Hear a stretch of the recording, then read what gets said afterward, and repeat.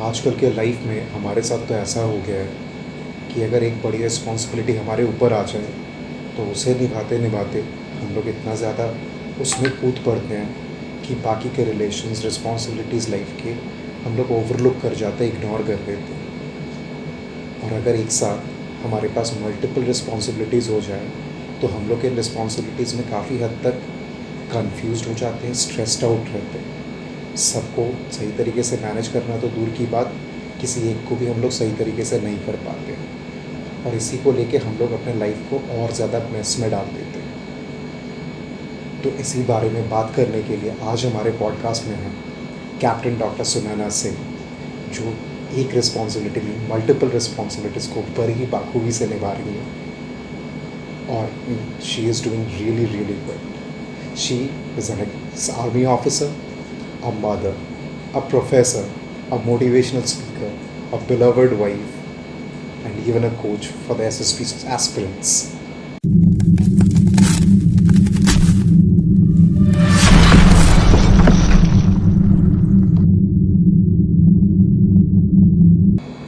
Ma'am, स्वागत है आपका इस पॉडकास्ट में। सुना? और इस पॉडकास्ट में हम लोग बात करने वाले हैं जो मल्टीपल रोल्स हमारे लाइफ में आ जाते हैं तो उनमें बैलेंस कैसे बनाए without being stressed out, without being confused.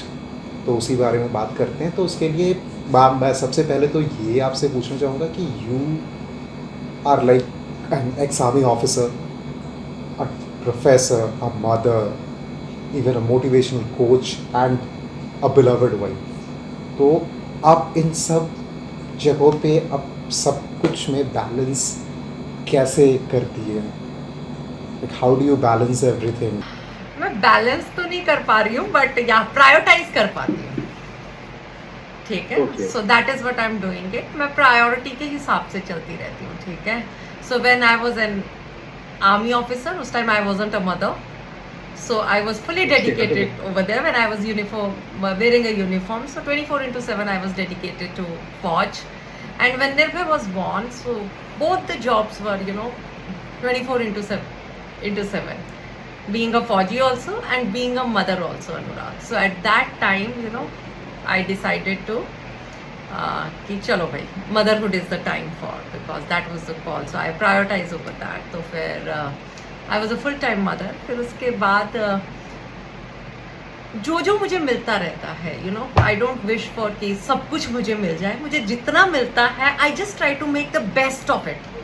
जितनी मेरी मेहनत उसमें लग सकती है, जितनी मैं कोशिश कर सकती हूँ, so that is what I want to do it, because we all are different human beings. We all really need to understand that हम when it comes to success also, success means different to different, all different people. For some people it might be money, for some people it might be recognition, for some people it might be happiness, for some people it might be peace of mind or something. For me also my family takes priority many of the time. That is why I am, और मुझे ऐसे पता है ज़िंदगी में हर चीज़ नहीं मिलती है। जो चीज़ जिस टाइम मिल रही है उसमें हमें 100% देने की ज़रूरत है, प्रायोरिटाइज करने की ज़रूरत है।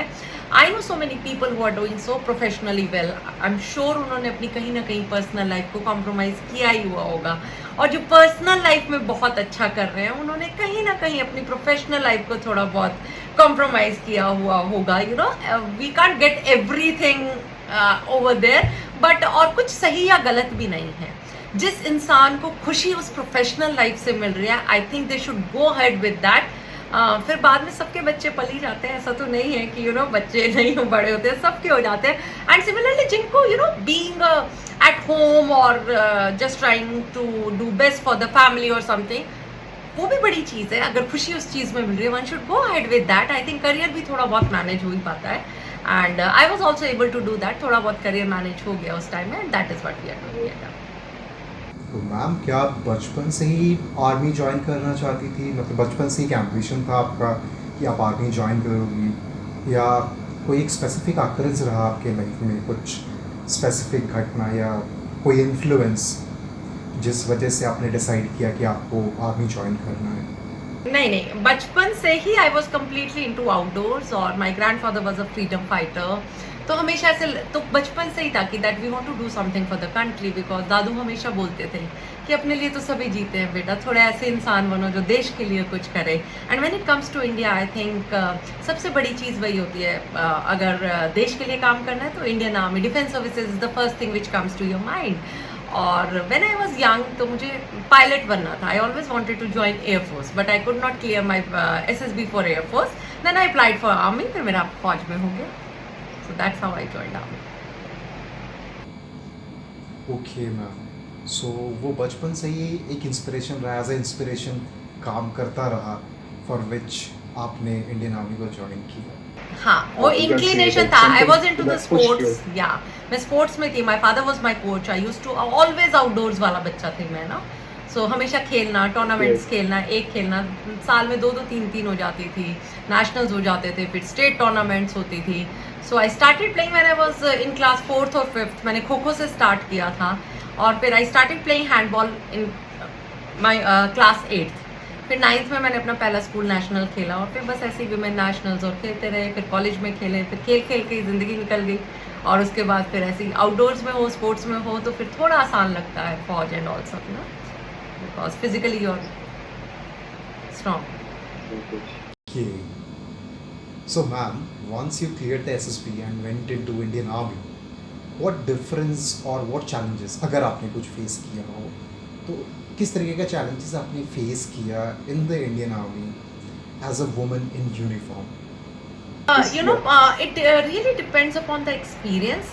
मुझे इतना चैलेंज अनुराग फेस नहीं हुआ because after going to academy also as I told you, you know कि I was physically very strong, you know before joining it. Sports में थे हर टाइम, बट येस अकेडमी में जाने के बाद जो मेंटली स्ट्रांग वो आपको करते हैं, सो फिजिकली तो it's all about.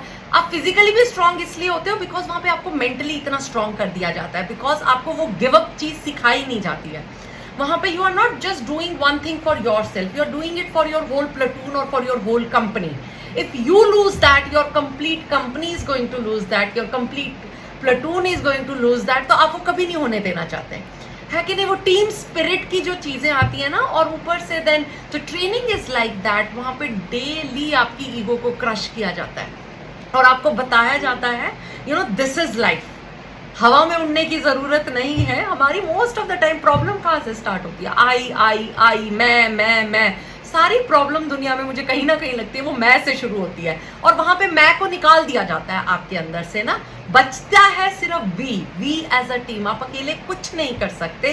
So that is what I have learn from army. और ये मुझे ना स्पोर्ट्स ने बहुत, physically we were strong, something was there, discipline भी था, ऐसी बात नहीं है, but the kind of discipline फौज teaches you, even sports could not teach me at that time, because the parades जो वहाँ पे हैं, मतलब आपका सुबह से लेके शाम तक, you start early in the morning, 5 o'clock से आपकी परेड स्टार्ट होती है और रात तक स्टडी पीरियड से dinner, everything is so well planned. और आप देखिए वहाँ पे कितने कैडेट्स होते हैं और वहाँ कोई प्रॉब्लम नहीं होती किसी को, जो हमारी लाइफ में हमें नॉर्मल एंग्जाइटीज होती है और आज के टाइम में टेंशन हो रही है, स्ट्रेस हो रहा है, हर दूसरा बच्चा ये बोल रहा होता है। But in academy we don't face such kind of problem. Why?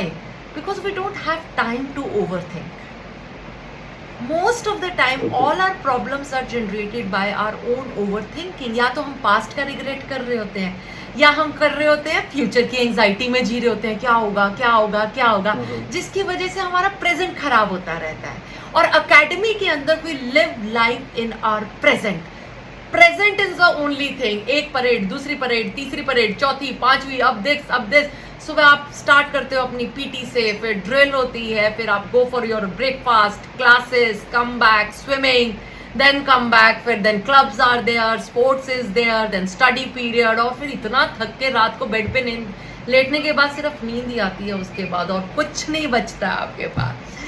Then after joining Fauj also, I think when it comes to challenges faced by women officer, I have never faced as such much of the challenge because I was blessed wherever I have worked over there. People have accepted me like anything. और मुझे बहुत अच्छा जहाँ भी मैंने किया. But I'm sure there are people who faces sometimes. But challenges over there. Problem क्या हो जाती है? The number of women officers in Fauj is very less. ये बड़ा है. तो अगर if a male officer is not doing some job और कुछ नहीं हो जाता तो बोला जाता oh he is not competent of doing that. और अगर वही चीज कोई विमेन ऑफिसर नहीं करती है तो it just come to the gender कि आप oh she is a lady officer, तो वो कहीं ना कहीं टू फ्यू ऑफ द वो कुछ आई थिंक विमेन ऑफिसर्स को या जिसको भी आई एम श्योर मैं भी अगर उनकी जगह होंगी कोई अगर मेरे जेंडर को मेरी कॉम्पिटेंस सो वो कहीं ना हो जाता है, कहीं ना कहीं कंपैरिजन आ जाता है. But I am sure with time अब जैसे जैसे विमेन ऑफिसर्स को अभी परमानेंट कमीशन मिल गया है, पहले वो भी नहीं था, अभी आरटी में जाना शुरू हो गया, एनडीए में जाना शुरू हो गया. आई एम श्योर ये धीरे धीरे ये सारे चैलेंजेस भी थोड़े कम होते चले जाएंगे. With time things are improving so much. I am sure 1992 में जब फर्स्ट बैच गया था विमेन ऑफिसर का, the kind of challenges they must have faced was much more less when I joined in 2006. And I am sure अभी 2023 के अंदर जो लड़कियां ज्वाइन करेंगी उनके लिए और चैलेंजेस कम हो जाएंगे. एंड फौज is also part of society. So, the role of women in society is also changing. The way it is changing very gradually in society and similarly Fauj also it is changing gradually और सही direction के अंदर change हो रहा है. So I'm very happy for that. Alright ma'am. So जैसा कि आपने कहा कि as such कोई challenges तो आपको face नहीं करने पड़े क्योंकि आप already sports background से थी, आपने national level tournaments भी खेल रखे थे. So you were fit physically, you had that mental strength as well.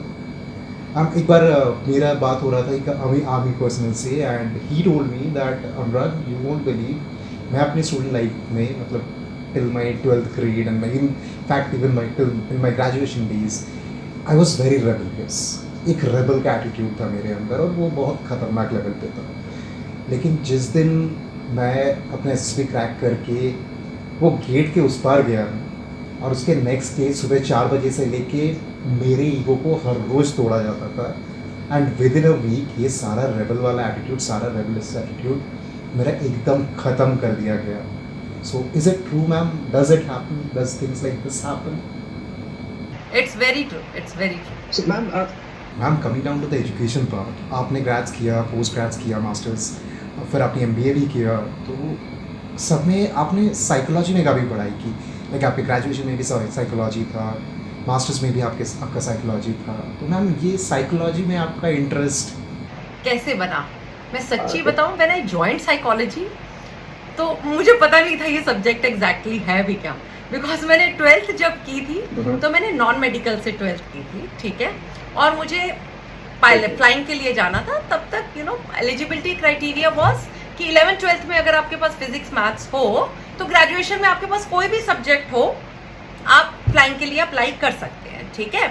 तो फिर वन ऑफ माय कजन, तो शी हैज़ डन साइकोलॉजी के अंदर, तो मैंने बोला दीदी मुझे आसान सब्जेक्ट चाहिए क्योंकि मुझे खेलना भी है साथ में ना, तो जिसमें बहुत ज़्यादा लंबे साइंस लूँगी, BSc करूँगी, इतने प्रैक्टिकल्स होंगे, मैं वो कर नहीं पाऊंगी.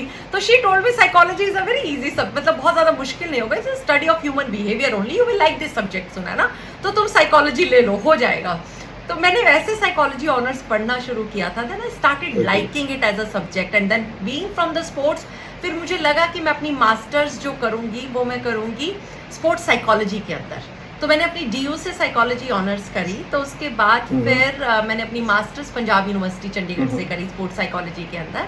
बट उसके बाद जब मैंने अपना PABT दिया, फ्लाइंग का अपना SSB दिया, मेरा PABT क्लियर हो गया बट SSB क्लियर नहीं हुआ. उसके बाद मुझे समझ में नहीं आया नाउ व्हाट. मैंने तो कुछ और प्लानिंग ही नहीं की अपनी लाइफ के अंदर ना. So that was the first failure of my life. I was completely blank after that. It took me I think almost a 1 month coming out of that. उसके बाद देन आई रियलाइज्ड कि सिर्फ खेल के काम नहीं चलेगा, बिकॉज इन आवर टाइम खेलने से सिर्फ भर्ती होती है, you don't go as a officer rank in any of the services over there. तो मैं कहा यार पढ़ने की तो बहुत ज़रूरत है. Eight that time I was in my masters final year, और फिर वो मेरा जो वो फेलियर था, I think it taught me a lot. एक रास्ता बंद होता है ना तो आपके बहुत सारे रास्ते खुलते हैं, then you start exploring yourself. तो that was the best part that happened to me at that time मैंने सेकेंड ईयर में इतनी मेहनत करी, पढ़ाई करी, सब कुछ किया, then immediately I cleared my NET also. और फिर मैंने ऐसे ही पार्ट टाइम ट्यूशन पढ़ाना शुरू किया ना अपने इमीडिएट जूनियर्स को, मास्टर्स वालों को। यू नो मेरी एमए हुई थी और वो एमए सेकेंड ईयर के बच्चे थे और रिसर्च मेथोडोलॉजी पढ़ना चाहते थे, तो मैंने 5 बच्चों के साथ शुरू किया था। एंड यू नॉट मतलब I loved teaching like anything, कि मुझे इतना मज़ा आने लगा पढ़ाने में। और then I thought this is what I really want to do. फिर then for professorship NET was the exam, SLET was the exam, I cleared both the exam. But उस टाइम वैकेंसीज बहुत नहीं निकलती लेक्चरार के लिए ना, और अगर आप एज अ एडहॉक और गेस्ट जाओ तो बहुत कम पैसे देते हैं कॉलेजेस वाले ना। सो फिर फौज का भी फॉर्म निकला एजुकेशन के लिए, specialist entry. At that time, I filled that form, you know, for specialist entry, masters के basis पे वो form निकला था। तो I applied for that और first attempt में I cleared it। And before that, I was already teaching, थोड़ा बहुत coaching बच्चों को दे रही थी मैं ना। Then I cleared my net और उसके बाद फिर then I joined फौज अच्छे से सब कुछ हुआ। In academy also I was a good cadet, ठीक है, as a junior under officer I passed out from there, physically अच्छे थे, सब कुछ थे। But the problem क्या, I was in top 3 in the merit also, but in my time there was no vacancy for education core।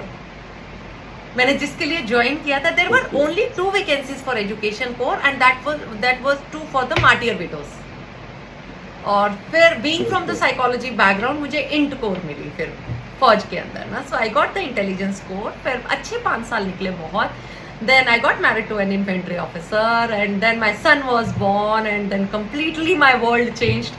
जितनी career oriented girl थी, you know, my mother instinct took over everything and more it was a rational decision because in my time there was no permanent commission also given to women officers। तो I had to really take a call कि या मैं 14 साल बाद छोड़ूं या मैं 5 साल बाद छोड़ूं। सो मेरा ऑलरेडी नेट क्वालिफाइड था, तो मुझे लगा 5 साल बाद छोड़ने के बाद I can still come back to my teaching as a profession. 14 साल बाद छोड़ने के बाद things become more difficult and your child also needs you and married to a infantry officer, हम दोनों फील्ड के लिए ड्यू थे। So I took that decision, then I left it. But वही आप फौज छोड़ देते, फौज आपको कभी नहीं छोड़ती हो। So but there was always that you know, वो आपके अंदर ना वो आ जाता है कि yes you have to do something, you just can't set like that ना, यू हैव टू डू। वो ना नेवर एंडिंग डिजायर होती है ना कि सीखना है कुछ ना। So that is what always motivated me. तो आफ्टर लिविंग फौज फिर I completed my MBA, then I started teaching because NET मेरा ऑलरेडी क्वालिफाइड था। I started teaching in Delhi University, DU में पढ़ाया, फिर ILM कॉलेज में पढ़ाया। फिर मैं कहा टीचिंग में रहना तो PhD करनी ही पड़ेगी। फिर मैंने 2015 में PhD रजिस्टर करी, 2018 में मेरी PhD हो गई। Again then I started teaching, then again फिर मूव किया, फिर जहाँ जो मिलता रहा वो करते चले गए। देन वी वर इन फिरोजपुर, कुछ नहीं था। फिर मैंने गवर्नमेंट स्कूल्स के साथ शुरू किया, बच्चों के साथ गाइडेंस एंड काउंसलिंग। मैंने अपने गांव से शुरू किया ये काम ना। तो my roots are still in village. तो मैं जब पहली बार गांव में गई, वहाँ गवर्नमेंट स्कूल में बच्चों से बात करी, I really enjoyed it. So that is there and then I decided oh this is what I want to do it. Because आपको कितना भी है, I don't know I can do, मतलब मेरे पास पर मुझे ऐसे लगता है मेरे पास जितना भी है एटलीस्ट अगर मैं उतना भी शेयर कर पाऊँ बच्चों के साथ ना, और थोड़े से भी बच्चों को उससे कोई सीख मिल पाए, कोई गाइडेंस मिल पाए ना। So I started doing that only. फिर कोविड आ गया, फिर कोविड में I started with my one of the insta page, और फिर उसमें बहुत प्यार मिला बच्चों का, बहुत अच्छा मिला। फिर I started working on a guidance programme. फिर मुझे ऐसे लगा फौजी बनने के लिए तो भाई आई थिंक SSB की कोचिंग से बेहतर गाइडेंस है कि चाहिए क्या बनने के लिए वो क्वालिटीज़, वो तो हमें पता ही थी। सो that is how I design my module कि बेटा भाई अगर आपको SSB क्लियर करना है, just don't focus on the procedure तो आप एक बार SSB दे के जाओ, आपको पूरा पता चल जाएगा। उसके बाद आप second time third time clear नहीं होगा जब तक आप अपने अंदर काम करना नहीं शुरू करोगे। सो SSB is all about you, it's all about your own personality, it's all about your own life which you live daily। तो डेली बेसिस पे जो कर रहे हो वही जाके आप SSB में भी करोगे। So that is how I design my module. मैंने बच्चों को गाइड करना शुरू किया and that's how I did it. Alright ma'am. So ma'am, अगर हम लोग आपके लाइफ को अगर कैटेगराइज करें, you know, as a student आपका एक लाइफ रहा, फिर as an army officer and then now as a teacher, so in 3 categories में या फिर 3 फेजेस में what are the major challenges, क्या चैलेंजेस रहा जो आपने फेस किया? मतलब कोई सिग्निफिकेंट या कोई बड़ी चैलेंज जो आपने फेस किया हो एज अ स्टूडेंट या फिर एज एन आर्मी ऑफिसर और या फिर एज अ टीचर? वही अगर कुछ आपने चैलेंजेस face किया ना हो। डिसीजंस लेने में होते हैं. You know, every time you have to, when you have to take a decision. While joining Forge was also a challenge for me because I was enjoying teaching so much at that time. You know, कि उस time but फिर मेरा फौज में भी हो जाता है ना. तो you really need to take a decision at that time कि आपको भाई, और फौज में भी था short service commission, there was no permanent commission. So I really had to take a call on that कि मैं फौज में जाके फिर वापस आऊंगी, मेरे साथ वाले उतने आगे निकल जाएंगे, what needs to be done ना. तो मैंने बड़ा चैलेंजिंग था उस टाइम में. तो बट मैंने कहा चलो कोई बात नहीं, फौज से कुछ ना कुछ सीख के ही आऊंगी. और फिर ना वो डिसीजंस लेने हो जाते हैं. और फिर जब निर्भय वॉज बॉर्न, जब फौज छोड़नी थी, it was a challenging decision for me कि इसके बाद घर बैठना भी आसान नहीं होता है. You know, when I left फौज और उसके बाद व्हेन अगेन स्क्रैच से शुरू करना सब कुछ was very challenging for me itself कि because my husband was posted in field at that time. मैंने अपनी नौकरी छोड़ दी. मेरे पास डेट, जो लड़की हमेशा इतनी इंडिपेंडेंट रही है, again I got dependent so much on my parents because I had a young child who was 1.5 years old at that time. But I have to start my career again from the fresh. मुझे पढ़ाई भी करनी थी, MBA भी complete करनी थी. उस time मैं MBA भी कर रही थी, मैं DU में भी पढ़ा रही थी, मेरा छोटा बच्चा भी घर पे था. तो सब कुछ आपको एक साथ करना था ना. So that was a challenging. But एक साथ बट मुझे एक चीज लगती थी, जितने चैलेंजेस आते चले गए ना अनुराग, हर चैलेंज के बाद ना मैंने एक ही चीज डिसीजन ले लिया है, अब इस पे डट के रहना है. ठीक है, और कोई भी डिसीजन हो, सही हो गलत हो, मेहनत करके सही बनाया ही जा सकता है. आप एक बार उसके अंदर जान मार दो, हार्डवर्क कर लो, आई थिंक गलत डिसीजन भी कहीं ना कहीं सही हो ही जाते हैं. So that confidence I always had. तो मैं कहा कोई बात नहीं यार, अगर छोड़ भी दी, अब हो भी गया, डिपेंडेंट भी है, चलो इसमें जान मार के देख लो. और जितनी बार जिस भी चैलेंज से बाहर निकले ना, और कॉन्फिडेंस बढ़ गया, ये हो गया तो आगे जिंदगी में और भी कुछ ना कुछ होगा तो कर ही लेंगे. सो जब होता है तो अब जाके आई थिंक आई एम 40+, अब जिंदगी में डिसीजन लेने से डर नहीं लगता है. तो मेरी पूरी लाइफ ने ना मुझे ये सिखाया, चीज़ों को प्रायोरिटाइज करना सिखाया, डिसीजन सही टाइम पे लेना सिखाया. और डिसीजन लेते हुए डर नहीं लगता है, ऐसे लगता है कोई बात नहीं, डिसीजन गलत हो जाएगा और मेहनत कर लेंगे. और जब आपको मेहनत करने से डर नहीं लगता ना, तो जिंदगी आसान लगने लग जाती है. जिंदगी भी फिर इतनी मुश्किल नहीं होती है ना. बहुत बार हम अपनी जिंदगी खुद ब खुद मुश्किल बना लेते हैं. सबसे पहले प्रायोरिटाइज नहीं करते हैं, सब कुछ चाहिए होता है, फिर डिसीजन लेने से डरते हैं, सही टाइम पे सही काम नहीं करते हैं. सो बहुत सारी चीजें. So life is what we make it. मैं हमेशा बच्चों को वही कहती हूँ, है ना. मुश्किल हर काम है. पढ़ाई करनी सही टाइम पे, फिजिकली फिट रहना बड़ा मुश्किल है. सही टाइम पे पढ़ाई ना करो, सारी जिंदगी रिग्रेट में जीना भी बहुत मुश्किल है. It is not also that easy, है ना. अगर सुबह उठ के फिजिकल फिटनेस करना मुश्किल है, मोटापे के साथ हर रोज जीना भी मुश्किल है. So you really need to decide on कौन से मुश्किल के साथ आप जीना चाहते हो और काम करना चाहते हो किसके ऊपर ना. So that is what I have always decided in my life कि चलो यहाँ मेहनत करके देख लो थोड़ा सा. तो मैम, क्या आप हमेशा डिसीजंस लेने के टाइम पे प्रोज एंड कॉन्स को तोल लिया आपने? बचपन से ना एक्चुअली डिसीजन लेने की फ्रीडम मिली Anurag. You know, when I was, मैंने अपनी 12th पास करी तो मेरा इंजीनियरिंग में भी हो गया था. ठीक है, but I told my dad, मैं कहा डैड मुझे इंजीनियरिंग नहीं करनी. कहते क्यों? मैं कहा मैंने ना दिल्ली यूनिवर्सिटी में पढ़ना है, मैंने सुना इंटेलिजेंट बच्चे वहीं पढ़ते हैं सारे के सारे ना, तो मैं भी वहीं जाके पढ़ूंगी. सो मतलब वो वाला डिसीजन कोई रैशनल डिसीजन नहीं था. ठीक है, मोड़ कुछ तोड़ा मोड़ा नहीं मुझे था कि मेहनत कर लूंगी, जाके देखती तो होगा क्या. बट जब वहां गई जाके, सही में first year was very challenging for me. कि मुझे ऐसे लगा मैं कहाँ आ गई हूँ, हाय मैंने ये क्या किया. मेरे सारे फ्रेंड्स वहाँ इंजीनियरिंग कर रहे हैं, मैं उसी के साथ चली गई होती है ना. It was very challenging for me my first year of graduation. But बहुत मेहनत करी. उसके बाद इंटर कॉलेज खेलना शुरू किया, पढ़ाई में मेहनत. तो सेकेंड ईयर थर्ड ईयर आसान होते चले गए. So when I passed out from my third year, so I been I was awarded with the Ashwini Kumar Trophy for the best all-rounder sportswoman of the college. So वहाँ से decision आप लो, but जब आप मेहनत करके उनको सही करने लग जाते हो ना, बचपन से ही होती है ये चीजें.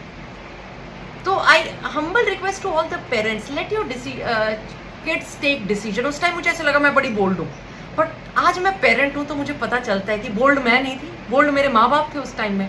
How much trust they had on me, और कितने बोल्ड वो थे कि हाँ बेटा दिल्ली पढ़ना, जाओ पढ़ो. खुद से जाओ, खुद से पढ़ो। So it's very important. तो मुझे ना लाइफ में डिसीजन लेना भी सिखाया गया। सो मैं जो भी कुछ कर रही हूँ ना, मैं कहीं ना कहीं मैं बोलती हूँ कि यस, मेरे पेरेंट्स ने बहुत साथ दिया है ना। So I was that blessed person, a privileged one. तो आज मेरी ना ज़्यादा रिस्पॉन्सिबिलिटी बनती है उन बच्चों के लिए थोड़ा बहुत करने की ना, जिनको शायद ये प्रिविलेज नहीं मिलते हैं, है ना, जो शायद से डिसीजंस नहीं ले पाते। शायद मैं उनके पेरेंट्स को कन्विंस कर पाऊँ, शायद मैं उस बच्चे को और कॉन्फिडेंस दे पाऊँ ना। So that is what I am doing these days. और मुझे बहुत अच्छा लगता है। मुझे पता नहीं है कि अगर मैं 100 बच्चों से भी बात करूँ, अगर 2 को भी समझ में आ जाए ना, सो मुझे लगता है okay fine, these twos have under these, इन 2 बच्चों ने भी समझ लिया ना, तो रात को वो नींद अच्छी आ जाती है, सुकून ज़्यादा मिलता। So that's the thing I am doing this. तो मैम बेसिकली आपका हमेशा यही रहा कि पहले डिसीजन ले लिया आपने और उसके बाद आपका ये था कि कैसे भी हो मैं तो इसको सक्सेसफुली कंप्लीट कर ही लूँगी, मतलब फोड़ ही लूँगी मैं इसे। कैसे भी हो। हाँ, मतलब मेहनत इतना डर करके- नहीं लगता मुझे ना, कि आज भी अगर जब when I was teaching in DU also, तो that was the one of जब मैं कमला नेहरू में पढ़ा रही थी, चाहे बेशक एडहॉक पे पढ़ा रही थी, but I really loved teaching over there.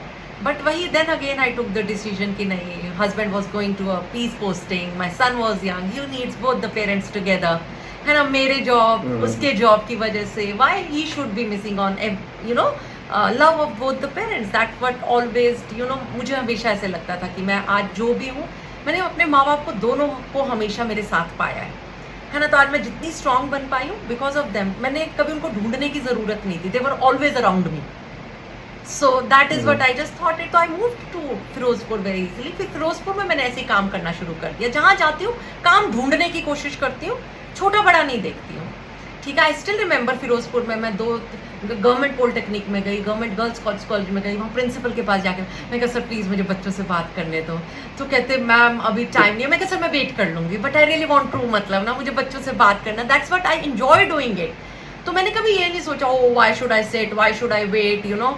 तो जब वेबिनार्स आते हैं, कुछ आते हैं, I don't ask for money at all, and that is what I always want to. अगर कहीं काम है, ठीक है, if you know I am there, I am just a call away. If somebody wants कि अगर गवर्नमेंट स्कूल्स के कुछ बच्चे हैं, अंडर प्रिविलेज कुछ स्टूडेंट्स हैं, ठीक है, what ever little I know, ठीक है, अगर वो मेरी जितना मैंने अभी तक थोड़ा बहुत सीखा है, अगर उससे कुछ बच्चों से सीख सकते हैं, I would love to go, ठीक है। अभी भी इफ यू आस्क मी कि मेरा फ्यूचर प्लान्स क्या है, I really want to reach to our rural India. मुझे बहुत लगता है कि बच्चों में बहुत टैलेंट है, उन बच्चों में।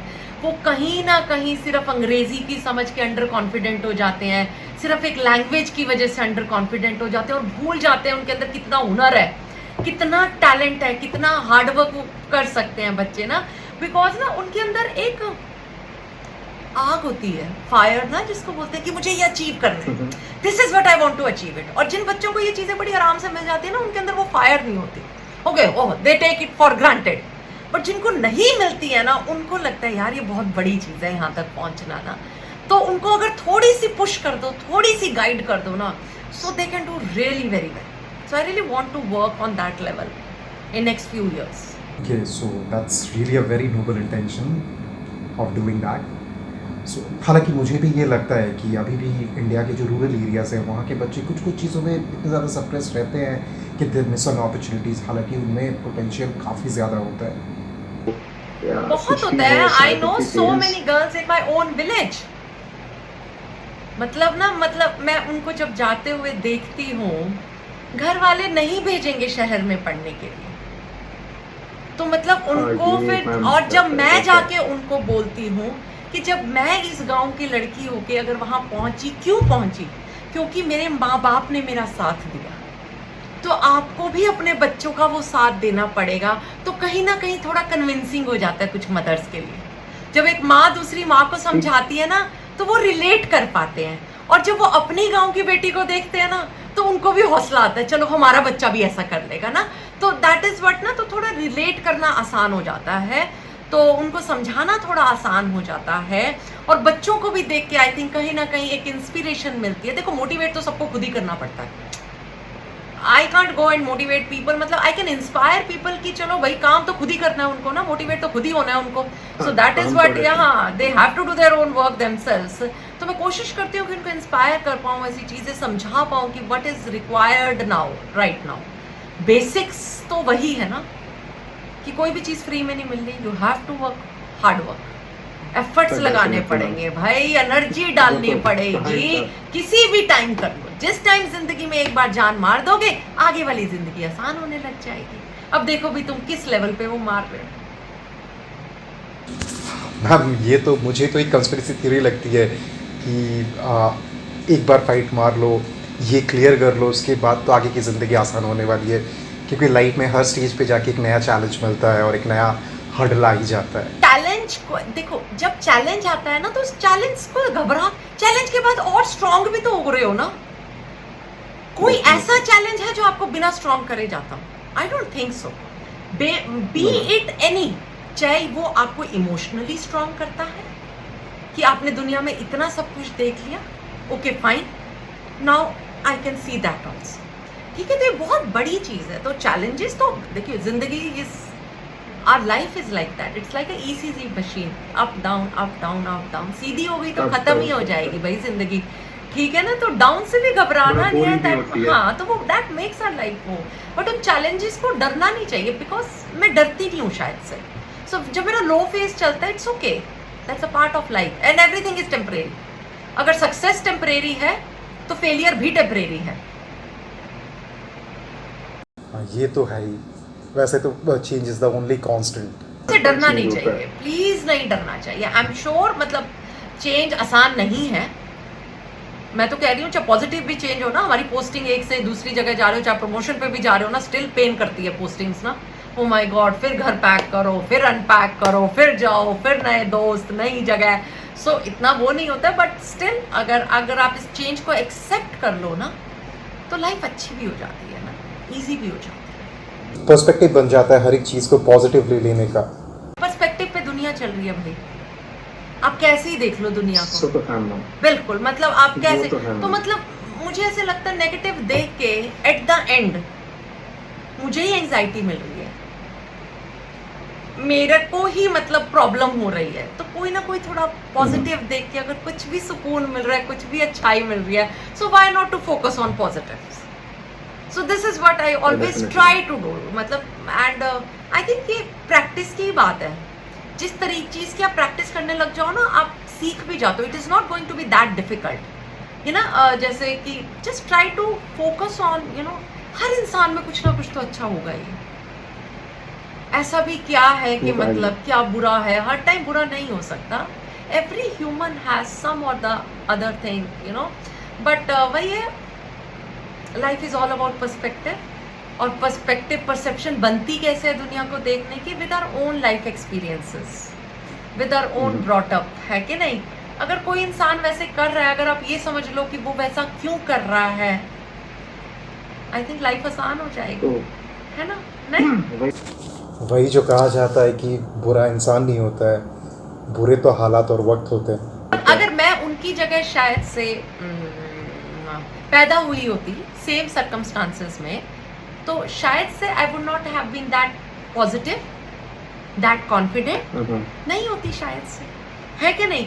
The kind of family I have been brought up, मतलब तो आई थिंक तभी मैं इतनी स्ट्रांग बन पाई या पॉजिटिव बन पाई, या चीज़ों को ठीक ढंग से ले लेते हैं, चैलेंजेस को ले लेते हैं, और फिर ब्लेस्ड भी है यार, लोग खड़े भी होते हैं चारों तरफ सपोर्ट करने के लिए, चाहे वो दोस्त हो, चाहे वो फैमिली हो, है कि नहीं? अकेले तो मैं कुछ भी नहीं कर पाती, मैं गिर जाती हूँ बहुत बार, फिर आते हैं लोग संभालने के लिए, नहीं यार हम तेरे को देख के जी रहे हैं। तो बताओ जरा, जब कोई ऐसे बोल दे तो अपने आप ही मन करता है, नहीं यार अब नहीं गिरा जा सकता, चलो थोड़ा और चल के देख लो। so, वो पहुंच भी तो आपने ही तैयार की है। नहीं, but I think relationships are also very important in your life. हम उसको ना बहुत हल्के में लेते हैं। बहुत सारे लोग, हम लोग ना इतनी रोजमर्रा की जिंदगी में इतने बिजी हो जाते हैं ना, and the people who love you so much, you know, I think मतलब उनको हम इग्नोर करना कर देते हैं किसी ना किसी स्टेज के ऊपर। And I think the only best part of my life, I have always tried it consciously not to ignore them. Be it my own family, my brother, my sister. मैं हर साल में, मतलब अब my both brother and sister, are in Australia, मैं फिर भी हर साल कोशिश करती हूँ 1 महीना 2 महीना निकाल के उनके पास जाने की, उनसे मिलने की. And when it comes to my own friends also, na, so I always try to make whatever, extra effort I can do it, थोड़ा बहुत कि आज एक को कॉल ही कर ली जाए, है ना, एक आज से मिल ली जाए ना. एंड मैं सच बताऊंगी, I have always been blessed with friends and family. मैं बहुत लकी हूँ उनके मामलों में. मैम, ये जो अभी आपने कहा कि हम लोग अपने कभी कभी हम अपने करियर को परस्यू करने में या रोज़मर्रा की ज़िंदगी में सारे हर्डल्स को टैकल करने में इतने बिजी हो जाते हैं कि कहीं ना कहीं जाके हम अपने दोस्तों को, अपने रिश्तेदारों को इग्नोर करने लगते हैं किसी स्टेज पे. तो इसका अगर हम लोग एक दूसरा पर्सपेक्टिव देखें कि रिलेटिव्स को या फ्रेंड्स को ये समझना चाहिए कि हाँ ठीक है, इंसान आज अपने करियर को परस्यू करने में या अपने लाइफ के चैलेंजेस, हर्डल्स को ओवरकम करने में बिज़ी है, तो ठीक है अगर कॉल बात नहीं हो पा रही है, कॉल्स नहीं आ रहे हैं, या वो एज इग्नोरेंस ले इसे. नहीं, जो आपके ट्रू फ्रेंड्स और ट्रू फैमिली मेम्बर्स होते हैं ना, वो हमेशा ही सपोर्ट करते हैं. उनको आपको बोलने की ज़रूरत भी नहीं होती. आपको समझ रहे हो, when I am busy with my own career और समथिंग, मैं सच्ची कह रही हूँ, ये ना बड़ा 2-वे रिलेशनशिप होता है, आप समझ रहे हो, ठीक है. इट इज ऑलवेज नॉट कि आप समझ रहे हो या वो समझ रहे हो. आप जितना एक्सपेक्ट कम दूसरों से करोगे ना, उतनी चीजें ना चलती चली जाएगी. You just focus on your responsibility. Anurag, I always focused on my responsibility as a elder sister, as the eldest one in the family. My parents are my responsibility. I will never expect कि वो मेरी बहन की भी responsibility. अभी मैं job में busy हूँ तो मेरी बहन क्यों नहीं कर रही है. देन जब आप इतने कैलकुलेटिव हो जाते हो ना अनुराग, तो रिश्ता नहीं रहता. हम कहीं ना कहीं खुद भी सेल्फिश हो रहे हैं. आप समझ रहे हो. आई am not calculating. I have never calculated at all. I have so many friends in my life. आप पूछिए, वो शायद ही मुझे कभी कॉल करती होंगी, but I will always call them. और मैं इसलिए कॉल करती हूँ, इसलिए नहीं, मुझे पता है जेन्युइनली दे आर बिजी. ऐसा नहीं है वो मुझसे प्यार नहीं करते हैं. सो that is my understanding of understanding them. I am not expecting anything from them. But हाँ, अगर मैं उनसे बात करके, अगर मेरी एनर्जी सक हो रही है, नेगेटिविटी, मेरे से शिकायतें कर रहे हैं, why you were not calling, हाँ तू तो बड़ी बिजी हो गई थी, आप समझ रहे हो, देन आई से ओके टाटा बाय बाय. मेरे में इतना टाइम नहीं है भाई, कि people start judging me. When people start judging me also ना, व्हाई डिडंट यू कॉल, मैं उनसे उम्मीद भी नहीं करती. ठीक है, आई नॉट. फिर उसमें जो इमीडिएट फैमिली होती है ना, like my own brother, my own sister, my own in laws और माई पेरेंट्स, आप समझ रहे हो, उनको मैं एक्सेप्ट करके चल पड़ती हूँ, है ना. पेरेंट्स को हम कभी जज नहीं कर सकते, है ना. वो जैसे भी है, वो तो शिकायत भी करेंगे ना, वो तो शिकायत भी करेंगे, तो उनकी शिकायत भी सर आंखों पे, ठीक है ना. उनकी शिकायत को तो हमें शायद explanation, but when it comes to friendship, ये मुझे बड़ा लगता है, ये रिश्ता हम खुद बनाते हैं. अगर इसमें भी आपको पेन मिलना स्टार्ट हो रहा है, एक्सप्लेनेशंस देनी पड़ रही है, तो please stay away from such people. Why do you need them in your life? Just keep those people जो मेरे को पॉजिटिव एनर्जी देते हैं ना अनुराग, उनको फिर मैं पकड़ लेती हूँ, फिर नहीं मैं छोड़ती. फिर कोई उम्मीद नहीं है. जब मैं उनसे बात करूँ तो मुझे सुकून मिलता है, मुझे उतना ही चाहिए उनसे, ठीक है. When I call them, they are there. Oh सुनाना, मतलब लगता ही नहीं है कि इतने दिनों बाद बात कर रहे हैं ना. वो कभी मेरे से शिकायत नहीं करेंगे, तो उनसे तो चाहे मेरी गलती हो या ना हो, मैं हाथ जोड़ के 2 मिनट में सॉरी बोल दूंगी. फिर मैं अपनी ईगो नहीं लेके आऊंगी उन लोगों के लिए ना. So it is just like that. तो all relationships you really need to see कि मुझे सिर्फ उनसे प्यार चाहिए, सुकून चाहिए, एक पॉजिटिविटी चाहिए. जब मैं डाउन हूँ, अगर मैं उनसे बात करके और अच्छा फील कर रही हूँ, मैं उन लोगों को जाने नहीं दूंगी. There is a very beautiful, अभी पीछे हम सुन रहे थे ना, जिन लोगों को आपको देख के ना, जिनकी आंखों में चमक आ जाती है, मुंह पे बड़ी सी स्माइल आ जाती है ना, उन लोगों को पकड़ लो तुम अपनी जिंदगी में, है कि नहीं. छोटी मोटी उनकी गलती भी हो तो माफ कर दो यार, कोई बात नहीं, मैं सॉरी हूँ, तू मत जा कहीं. So that what is friendship all about. तो मेरे पास ऐसे बहुत अच्छे दोस्त हैं, बहुत अच्छे दोस्त हैं. And all those who are listening, thank you so much to all my friends for being in my life, for who you are. मतलब just stay the way you all are. ये तो शायद आपको बताने की ज़रूरत भी नहीं होगी, उनको पता ही होगा ये बात, because the way you are celebrating your friendship, इससे पता चलता ही है। नहीं अनुराग, सबको सुनना बहुत अच्छा लगता है कि नहीं? ह्यूमन, हम all human beings loves to be appreciated, है ना? तो हर को किसी ना किसी को ये बताना कि आप अच्छे हो कभी ना कभी बहुत ज़रूरी है। Appreciation, even I agree, appreciation is very important, एक पॉजिटिव एनर्जी लाती है वो। उनको बताना बहुत ज़रूरी है कि I am very thankful to that. तो आई एम श्योर अगर वो सुन रहे होंगे तो खुश हो रहे होंगे। रिलेशनशिप से थोड़ा हट के ma'am, you even work as a motivational speaker, तो ये मोटिवेशनल स्पीकर बनने का इंस्पिरेशन या ये आइडिया आपने कहाँ से ड्रॉ किया? अनुराग, मुझे सच्चे में नहीं पता मैं कोई मोटिवेशनल स्पीकर हूँ या नहीं। मैं सच्ची बताती हूँ, आई एम अ टीचर। मैं यहाँ से बताती हूँ, मुझे पढ़ाना बहुत अच्छा लगता है, ठीक है? बस वो पढ़ाते पढ़ाते ना, the kind of connect I make with my students, वो सबसे इम्पोर्टेंट है। तो मैं रिश्ते बनाती हूँ अपने स्टूडेंट्स के साथ। It's always a relationship for me. It's not like you know कि मैंने 1 घंटे की क्लास ली, उसके बाद who are you, I don't know. For me it's for life long. अब जब आप कनेक्ट किसी बंदे से करते हो ना, तो अपने आप शायद से कहीं ना कहीं उनको इंस्पायर करना स्टार्ट कर देते हो, है ना? That is how I started, you know. मैं तो साइकोलॉजी ही पढ़ा रही थी, फिर साइकोलॉजी पढ़ाते पढ़ाते फिर मैंने ऐसी नॉर्मल बातें बच्चों से करनी शुरू की। और आज के टाइम में पता है क्या हो गया अनुराग, कोई भी बच्चा कॉलेज आ रहा है, स्कूल आ रहा है, कहीं भी आ रहा है, it's not coming just for knowledge, it's there in their pocket, it's there in their pocket now, ठीक है? गूगल बाबा, सो बाबा, मतलब you just name a thing, they have everything to them, YouTube videos and so many things. Now if someone is coming to me, is coming for some kind of support, something different, आप समझ रहे हो? So I connect with my student, और हर को प्यार बहुत अच्छा लगता है। I think the only thing I do with them is I listen। हाँ बेटा बता दो, I'm always there, ठीक है? जब उनको ये विश्वास हो जाता है ना, oh Sunaina ma'am is there with us, she understands us, तो वो कनेक्ट अपने आप बन जाता है। वो कनेक्ट बन जाता है तो वो मोटिवेट हो जाते हैं, वो मोटिवेट होते हैं तो हमें कहीं ना कहीं लगने लग जाता है कि हम मोटिवेशनल स्पीकर है, ठीक है? सो आई विल नॉट से it for me. If you ask me, still I will say that I am a teacher and I am a mother. और आई थिंक यही तो रिश्ते हैं अनुराग, जिनको भगवान से कंपेयर किया जाता है ना। गुरु देव दऊ खड़े काको लागू पाए, बलिहारी गुरु आपने जिन्हें गोविंद दियो मिलाए, ठीक है? God can not be everywhere, that's why he created mother.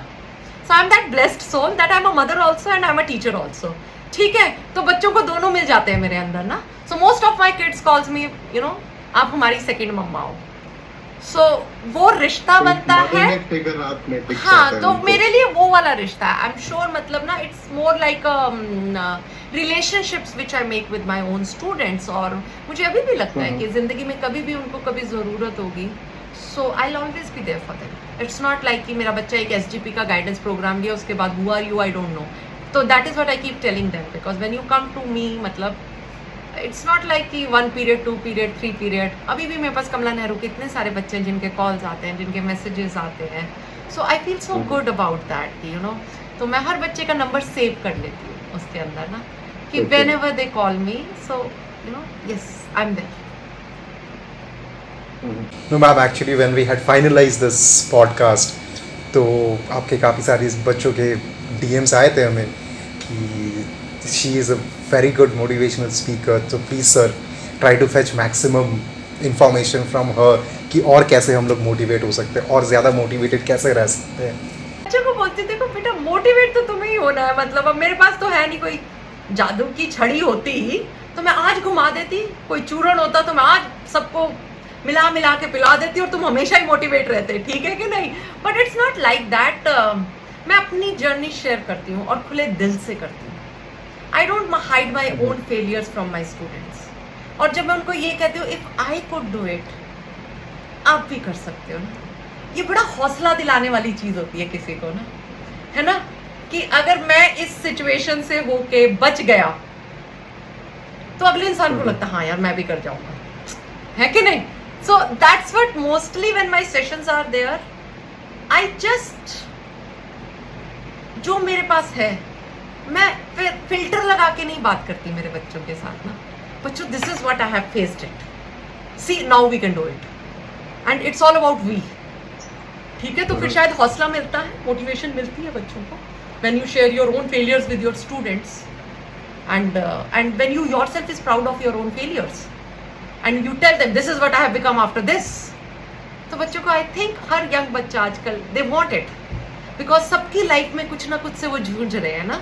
कहीं एग्जाम क्लियर नहीं हो रहा है ना, कहीं गर्लफ्रेंड छोड़ के जा रही है बेचारों को, किसी कुछ पेरेंट्स के साथ स्ट्रगल कर रहे हैं इन सम और द अदर रिलेशनशिप्स ना। So all of us are struggling with some और the other thing, and when they find someone who has already struggled and come over this, then they relate to that person. So that is why I always keep sharing it to everyone. हमें जितना भी आता है ना, sharing बहुत बड़ी चीज़ है। मैं अपने बच्चों को भी कहती हूँ, आज तुमने सीखा है ना, अपने पास मत रखना, just go and share it with someone else. So आपके लाइफ के एक्सपीरियंसेस या आपके लाइफ के एक्सपीरियंसेस अगर किसी को थोड़ा बहुत भी कुछ सिखा पा रहे हैं, आपके हिसाब से मोटिवेट कर पा रहे हैं, इंस्पायर कर पा रहे हैं, तो और क्या चाहिए हमें। हाँ, फिर तो लाइफ की एक सक्सेस स्टोरी बन जाती है when we get to give back something to the society, जिससे हमने इतना कुछ लिया है। So thanks to God also कि भगवान ने मुझे वो अपॉर्चुनिटीज़ दी जहाँ पे मैं स्ट्रगल कर पाई, जहाँ की स्ट्रगल से मैं निकल पाई। ठीक है, और आज whatever little I am doing in my life, I am happy with that. I don't know, I am not earning too much of money और something but I am very मुझे बड़ा, I am very happy with my life. अगर आप मुझे बोलोगे ना आज आपको किसी और की जिंदगी, मुझे किसी की जिंदगी नहीं चाहिए भाई। I am so super happy with my own, मतलब ना मुझे ज़्यादा पैसे चाहिए, ना मुझे ज़्यादा कुछ और चीज़ चाहिए। whatsoever little I have, I am very happy with that. किसी इंसान ने जैसे कि मुझसे कहा था कि देख, ज़िंदगी में तुझे दो चीज़ें एक साथ नहीं मिलेंगी, या तो तुझे सुकून मिलेगा या तो तुझे सुख मिलेगा। अगर सुकून चाहिए तो थोड़े में जितना है तेरे पास उतने में खुश रह ले, और अगर तुझे सुख चाहिए तो तू और की मांग करता रहे। हाँ, और खुशी ना अपने में ही है। You have to literally find it in small things, and that I have already seen it. आप कितने 5 स्टार होटल्स के अंदर चले जाइए, कितने बड़े क्लब्स के अंदर चले जाइए, एक बार वो इमीडिएट आपको वो एड्रेनल रश मिलता है बस कि उसी टाइम के लिए। उसके बाद when you don't have good relationships to bang upon, to hug someone, to tell someone कि जब किसी के सामने आप दिल खोल सकते हो, you know that person is not going to judge you at all. When you have those strength back your home, तो आई थिंक ज़मीन पे दाल चावल खाते हुए एक साथ भी जो सुकून, जो प्यार है ना, वो कहीं और नहीं है। जितना कम होगा ना ज़िंदगी में, मुझे ऐसे लगता है उतनी ज़्यादा खुशियाँ होती है छोटी छोटी चीज़ों में। So we really need to find happiness in small things and in those things which we have. हम उन चीज़ों में ढूंढ रहे हैं जो हमारे पास नहीं है, कि वो मिलेगी तो हम खुश हो जाएंगे। वो मिलके भी फिर हम भी तब भी नहीं खुश होते, फिर किसी तीसरी चीज़ की डिमांड हो जाती है ना। तो हाँ, वो एक नेवर एंडिंग प्रोसेस चलता रहता है। मुझे ये चाहिए, whatever ये little लग we गया तो वो have, चाहिए। हाँ, उसी पे फोकस करके, वही ना, gratitude, this is the only word I think. अगर हैप्पीनेस कोई चीज ला सकती है, is your gratitude. You know, whatsoever I have ना, शुक्रगुजार रहो अपनी जिंदगी का। If I can talk, if I can watch, if I can walk, it's all blessing. Everybody can't do that. और जिसको सही में लगता है कि मेरी जिंदगी में ये नहीं है, ये नहीं है, ये नहीं है, मैं हमेशा बोलती हूँ, एक चक्कर एम्स का काट के आओ रात को, पता चलेगा।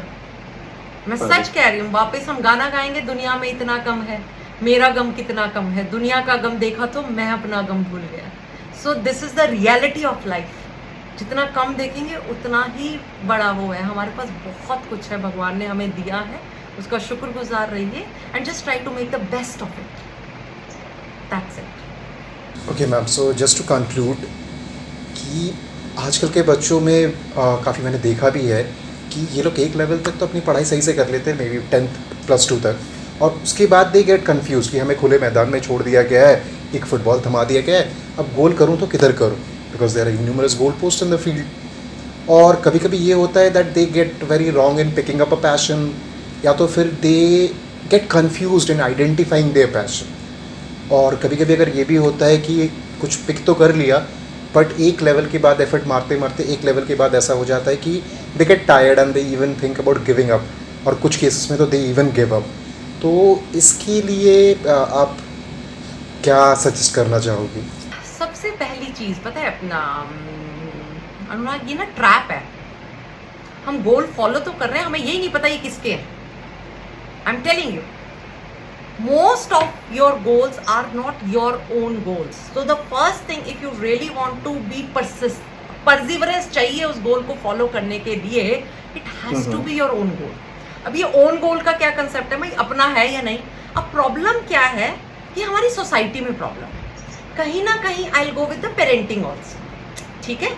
यू नो अभी आज के टाइम में क्या हो रखा है, इतना ओवर प्रोटेक्टिव पेरेंट्स हो रखे हैं, कपड़े क्या पहनने हैं, खाना क्या खाना है, everything parents are deciding it. तो बेचारे बच्चे को लगता है ओहो शायद यही मेरे कपड़े पहनने का स्टाइल है, शायद मुझे यही अच्छा लगता है। तो they don't develop their own likings and dislikings because most of the time parents are doing everything and same happens to this also.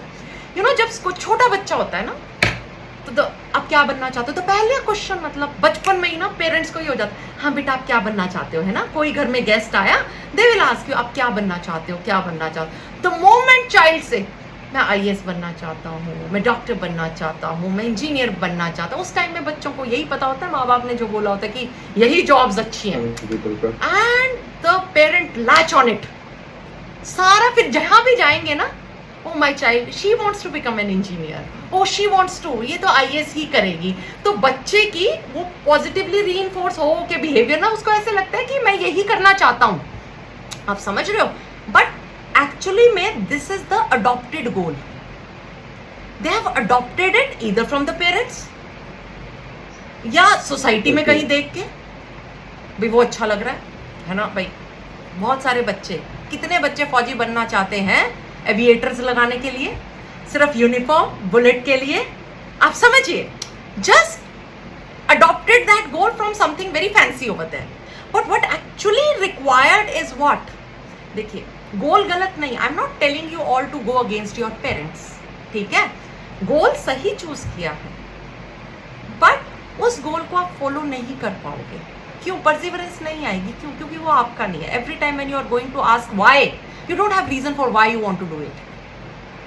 You don't have reason. If you really want to do something, वो कहाँ से आनी चाहिए बच्चों? All your goals should come from your talent, your skill, your passion, your aptitude. What else? आप सचिन तेंदुलकर बना कैसे? Aptitude भी था, इंटरेस्ट भी था, ट्रेनिंग भी ले ली, तो बन गया सचिन तेंदुलकर। कितने बच्चे हैं जिनके पास एप्टीट्यूड होता है बट इंटरेस्ट नहीं होता उस एरिया में? You can't do it. Interest तो स्टिल डेवलप किया जाता है। कितने बच्चों का इंटरेस्ट होता है but they don't have aptitude of doing that. How they are going to do that? अब आप हम में से सोचो कितने बच्चे आईएएस बनना चाहते हैं। दिल्ली के अंदर आप मुखर्जी नगर जाके देखिए, बट उनमें से कितने बच्चे हैं जो 1 घंटा कॉन्टिन्यूअस बिना मोबाइल को टच करे पढ़ सकते हैं? 1 घंटे की पढ़ाई के अंदर 3 बार पानी पिएंगे, 4 बार बाथरूम जाएंगे, 6 बार मोबाइल फोन देखेंगे। सो कहां से जस्टिस मिलेगा? फिर फेलियर मिलेंगे बार बार। अब जब फेलियर मिल रहे हैं और पता चल रहा है किस वजह से मिल रहा है, या तो आपने देखना ही नहीं है। अब what happens when failure comes? You really need to sit and see what went wrong. Was it completely out of my control, or is there something which needs to be changed and can be, you know, do it in a better manner so that the result will be something different? आपको एक चीज सीखने की जरूरत है but आप नहीं सीखते हो। आप वो सेम गलती बार बार करते रहते हो, 2 साल 3 साल 4 साल 5 साल, और फिर इतने डिमोटिवेट हो जाते हो। So we really need to see it. अगर आपका कोई गोल है, कुछ करना चाहते हो, आपके पास आंसर वाई का सही होना चाहिए। अगर वाई का आंसर सही है, because this is what I love doing. Love का मतलब क्या है? When you don't have to see on the time कि यार घंटे, ओह 3 घंटे हो गए मुझे काम करते हुए, मुझे तो पता ही नहीं चला। You know that's the passion. That is the passion. When you don't have to look at the watch. When you do something, it's not tiring for you anymore. It gives you more energy by doing that. When it comes to teaching, it is the same thing for me. When I take my class, usually my classes are for 2 hours. वो 4 घंटे भी खिंच जाती है, मुझे time का पता ही नहीं चलता। और स्टूडेंट्स कुछ बोर नहीं हो जाते कभी-कभी? वो मेरे बच्चे हैं, सोचो जरा, जब वो भी नहीं बोल रहे तो मुझे शांति मिल जाती है कि जब उनको भी नहीं लगता कि 4 घंटे हाँ की कि अगर क्लास कोई बच्चा मुझे, आप सोचो मेरी एक क्लास हमारा था SGP 5 था, हमने 7:30 बजे स्टार्ट की थी और मैंने 12 बजे बंद किया, और मैं उनको कह रही हूँ जाओ, and nobody wanted to go. Okay, ma'am, thank you so much, and we really hope कि we join you again very soon. So ma'am, So my friends, this was Captain Dr. Sunaina Singh, जिन्होंने आपके साथ काफ़ी सारे knowledges share किए अपने real life experiences से, and I hope कि ये नॉलेजेस आपकी रियल लाइफ में काफ़ी हद तक काम आएगी और कुछ ना कुछ ज़रूर अच्छा करके दिखाएंगे. Till then, stay tuned. Thank you. Bye-bye.